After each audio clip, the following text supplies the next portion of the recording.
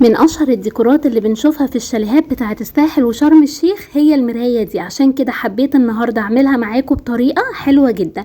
تعالوا لما نروح نشوف مع بعض. زي ما انتم شايفين، اول حاجه هنحتاج قاعده كرتون، وممكن تبقى قاعده خشب، بس هنا هنخلي بتاع المرايات هو اللي يعملها لك ويثبت لك المرايه عليها.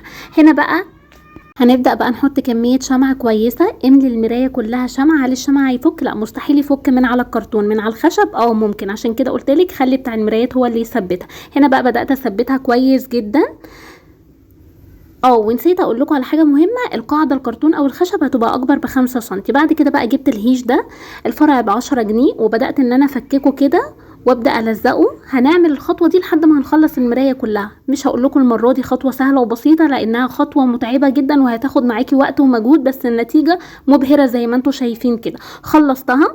بعد كده بقى علشان شكلها يبقى احلى واحلى ونداري بقى المرايه، وكمان ناكد على تثبيت الهيش، حبيت ان انا الف حبل الخيش ده 8 مللي، وكمان علشان اديها شكل جمالي اكتر عملت العقد ده باستخدام خيط الخيش الرفيع خالص، وبدات ان انا اعمل العقد بالكور الخشب الرفيعه. وكانت دي النتيجه. ما تنسيش تكتبي لي رايك وسيف وشير، ونعمل متابعه لو اول مره بتشوفيني. وكمان لو اي حد محتاج يعرف طريقه التثبيت بتاعتها كانت ازاي، اكتبوا لي في الكومنتات وهرد عليكم. باي، استنوني في ريل جديد بفكره جديده.